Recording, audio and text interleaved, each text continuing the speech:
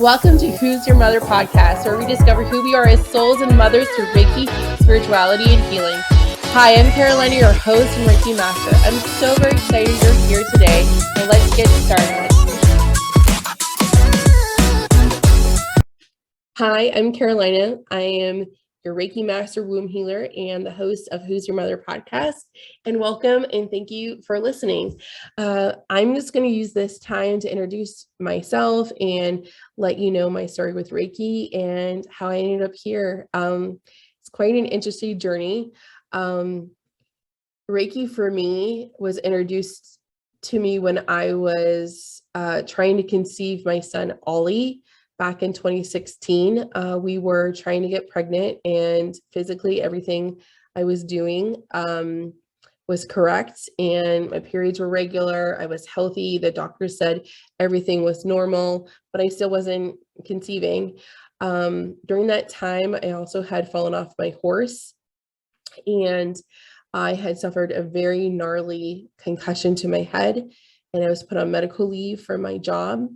I was working many hours, and I was a workaholic, control freak at that time. And little did I know that falling off the horse was the beginning of a lot of divine interventions, that God, Source, Mother Earth was all just throwing in my way to get me to the right place, to get me to slow down. And now I understand like the true evidential meaning of a God thing, or God slapping you up against the side of the head, as my mom likes to say. So Reiki came to me at the suggestion of Kelly Miller, which is the local Omaha well-known psychic, and my therapist. I was grieving the loss of my dad, and the grief was really heavy. I was still a newlywed, and we wanted to have a family. So 2 people in 1 week recommended that I get Reiki. And that's what I did. I went and got Reiki at this amazing place here in Omaha. And my Reiki master is still one of the most amazing human beings I've ever met in my entire life. And I still get Reiki with her regularly. And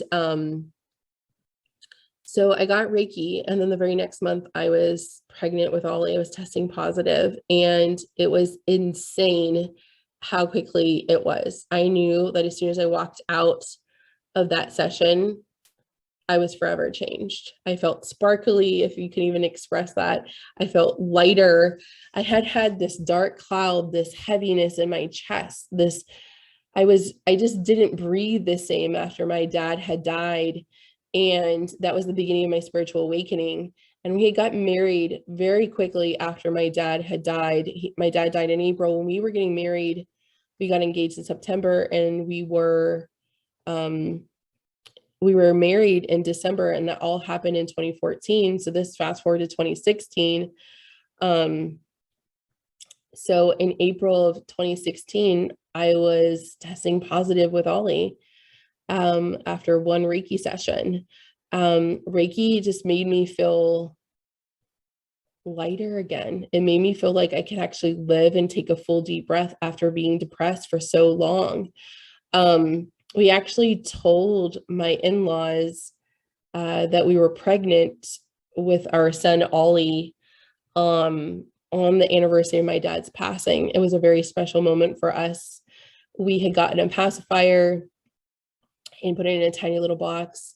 And we went to my husband's parents' house, and I said, we have a gift for you.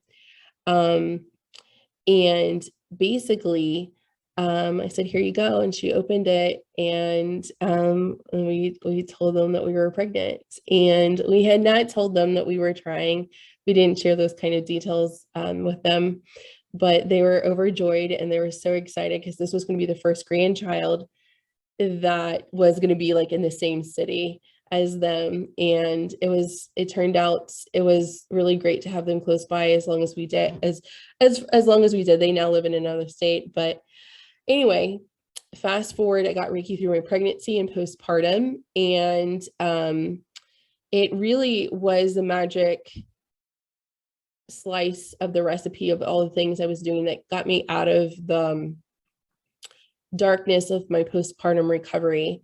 Postpartum is so complex, and it is so difficult to Oh, manage, let alone like recover from, especially if you have traumatic birth. It's so unique for everyone. I really admire when I go to like Walmart or to a restaurant and I see women with their babies, and they might have them in car seats or wraps, or they might be holding them or whatever. The fact that they left the house is amazing to me. I'm just like, I want to applaud you. I want to cheer you on, because that is not something I was capable of doing for like many, many, many months. Probably not the first year. I was incapable of going to a restaurant and eating with my child. My postpartum was too crippling. But fast forward, Ollie is 6 months old, and my Reiki master kept saying, you can do this. This is already inside of you. You can do this. And I said, lady, you are crazy. And I had quit my job. I was home with Ollie for 4 months, luckily. And I went back to my job that I had been with for 5 years. And I thought that was like the job. I had spent my whole life wanting to work for a major pharmaceutical company like that, moved to Nebraska just for that job. And I had worked there for 5 years thinking that this was where I was going to die and where I was going to work. But when I went back, it was impossible for me. It was an hour commute from my house. I hated physically being that far away from Ollie's daycare. I hated the commute. The people had gotten more toxic than I had remembered. I had changed. Being gone for 4 months and being like really grounded in motherhood and really grounded in what I was doing with Ollie, and which was very much attachment parenting and healing and being still. I never sat so long in my entire life. But in my postpartum, I learned to sit. I learned what was important. I learned who wasn't important. I learned who my friends were. And I learned that no one was coming to save me. That was hard. It's still hard.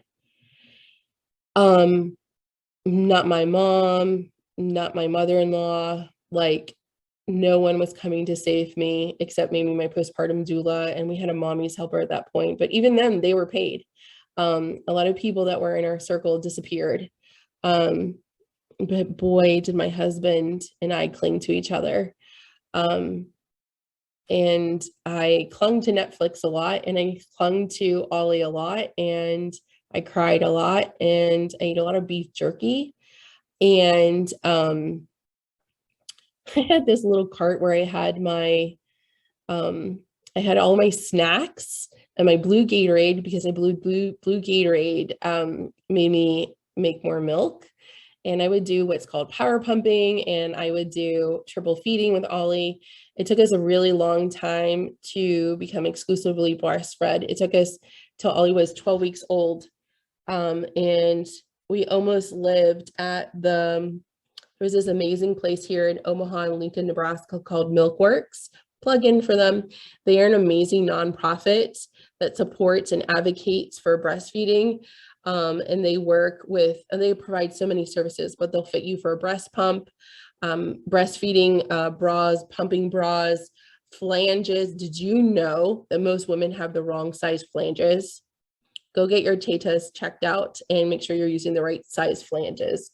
The flanges are the part that actually go around your breast to pump and inserts into the suction part. So anyway, I'm probably explaining that wrong, but anyway, I would spend so many hours pumping, power pumping, being dedicated to that, because it's the last thing I had. A lot of things went wrong in my birth, and I'll spare you those details, but that was the only thing I had left in my postpartum, and I chose to focus on that. So I learned baby wearing, I learned breastfeeding, and I learned Ollie. And then I learned that I had to be an advocate for us. I had to be an advocate for myself.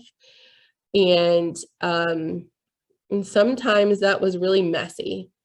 I was not good at all the things anymore. I was a highly functioning was a highly functional person, high performance at my job, but I was also anxious, and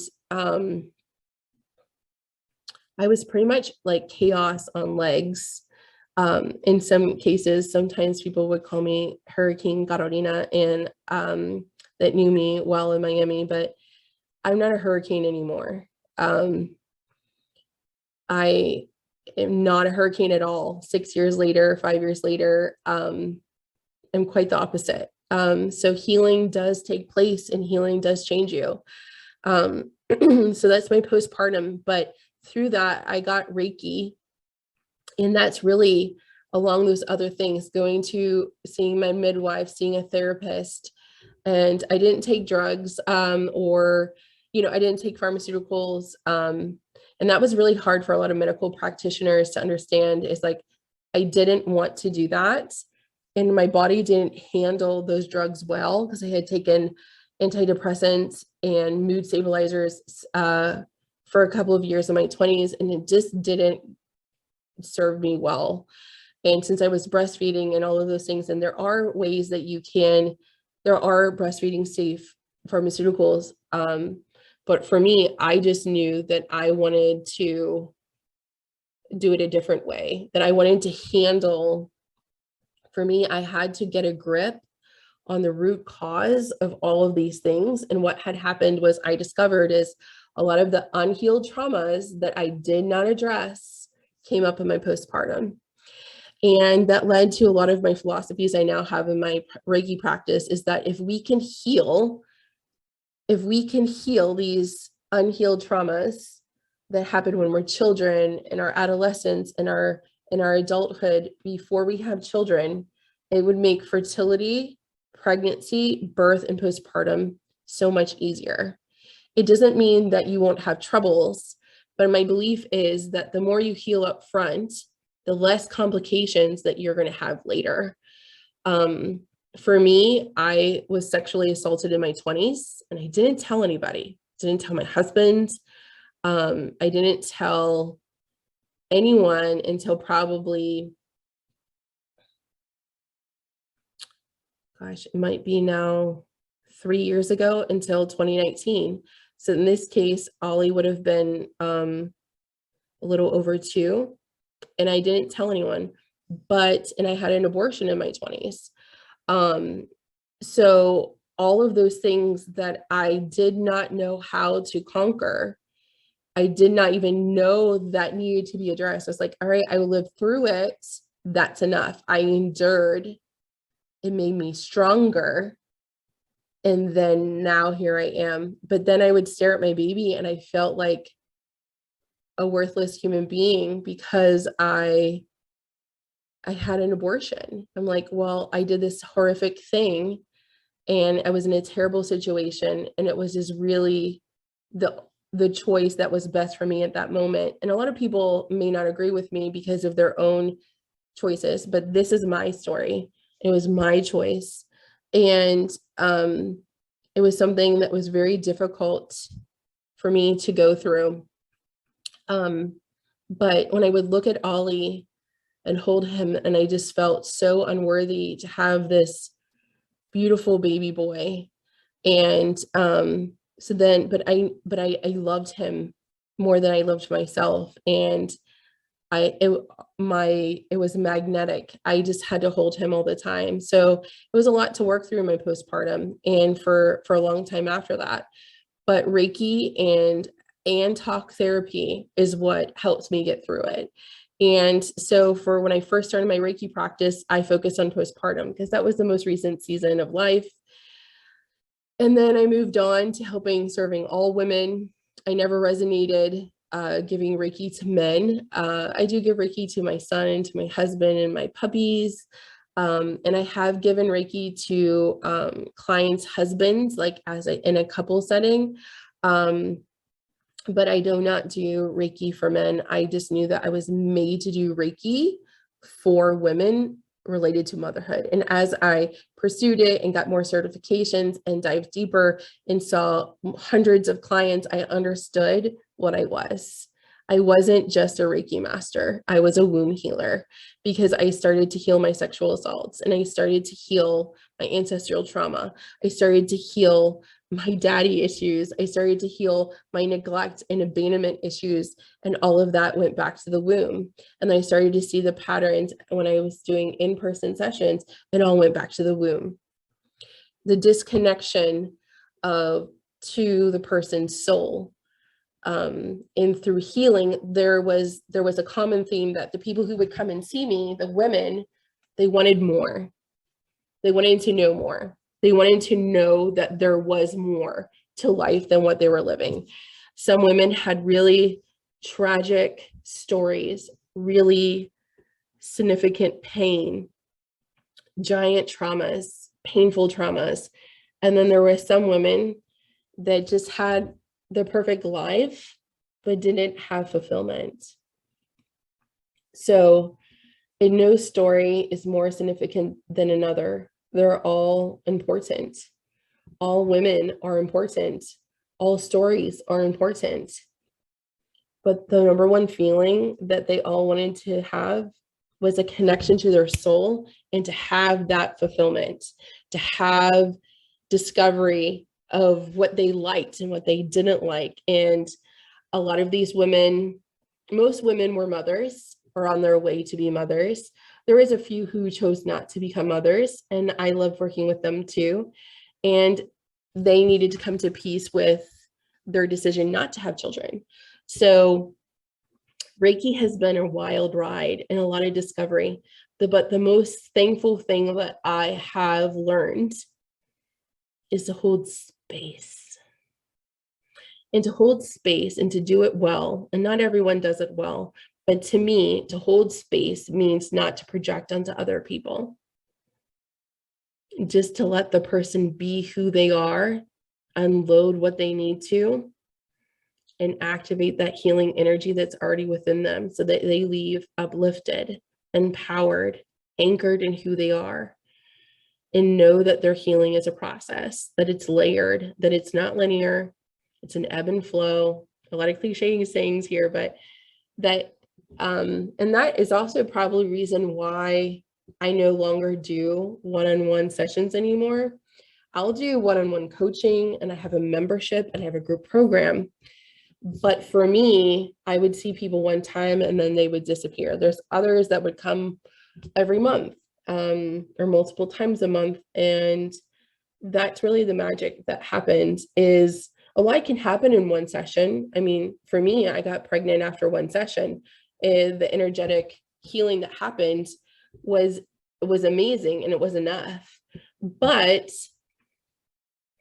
I prefer to have long-lasting relationships, to dive deep into these issues so that there can be this transformation and empowerment and magic of that person, that they recognize that magic, that sovereignty of their power.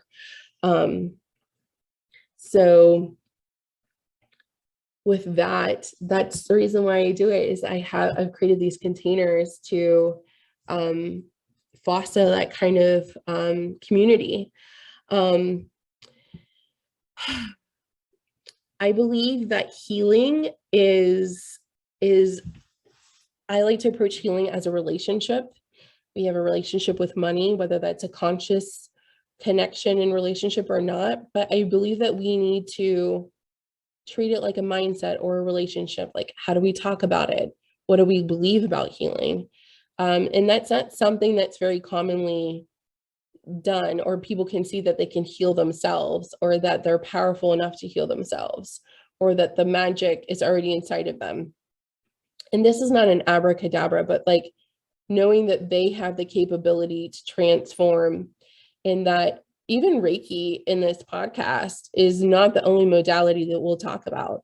I've gotten trauma massages that have been freaking magical. I've had, I talk a lot about human design. There's so many different ways to heal. And I just want women to discover what way is good for them. Sometimes that's exercise or moving your body, or yoga or breath work. Those kind of things are super powerful too. For me, Reiki just has allowed me to see myself for who I am, my power, my strength, my light, that I grew up being blamed for everything, for existing, and my family broke apart before I was born because my mom was pregnant with us. And that is a well-known truth.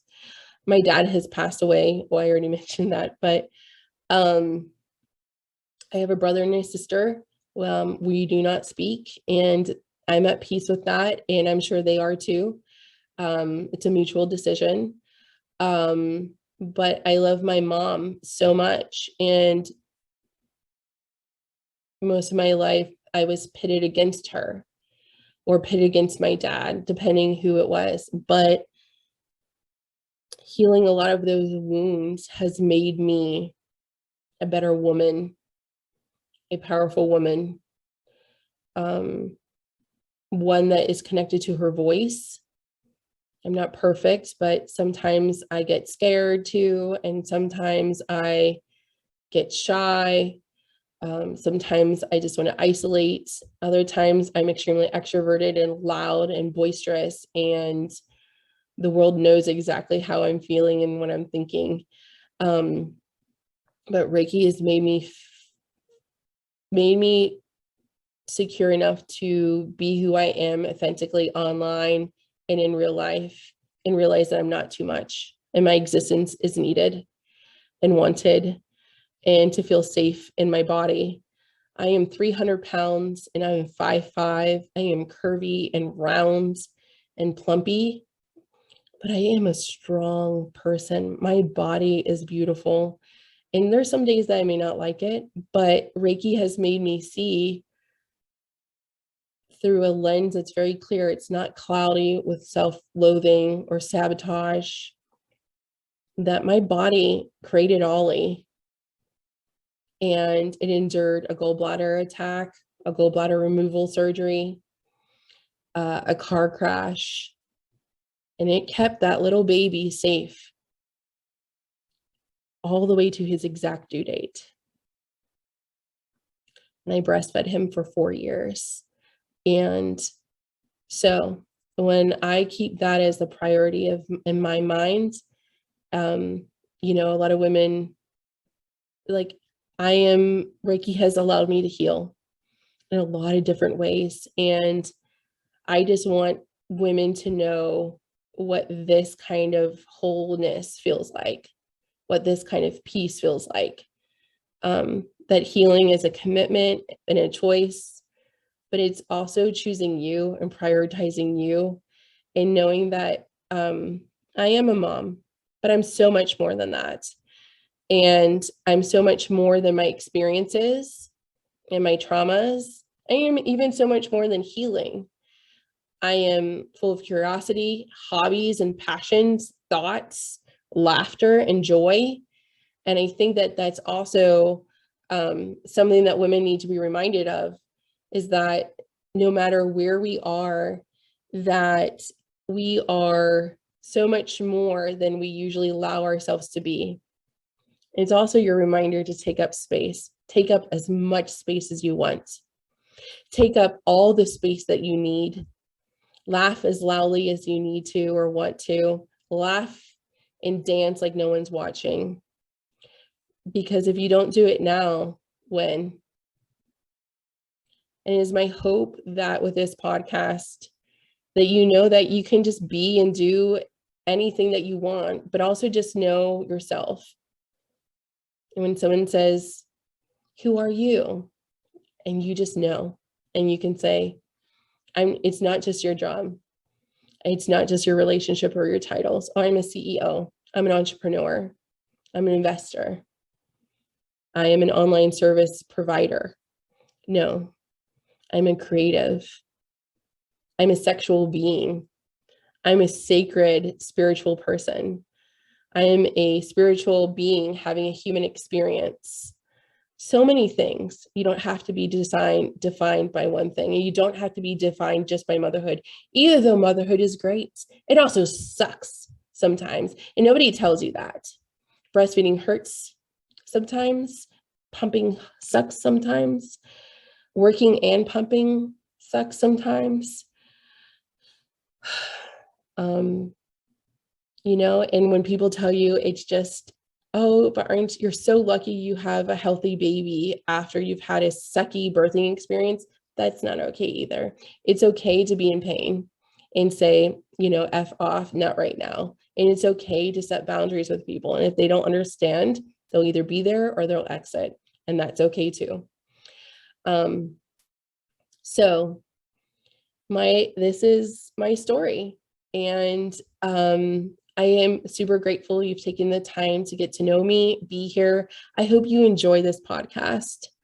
I really have created it out of a place of deep inspiration to provide service to women and to just, again, to connect to themselves, to get to know themselves through having a relationship of healing and playing around with spirituality and just all things motherhood. So thank you for being here, and I hope you have a great day.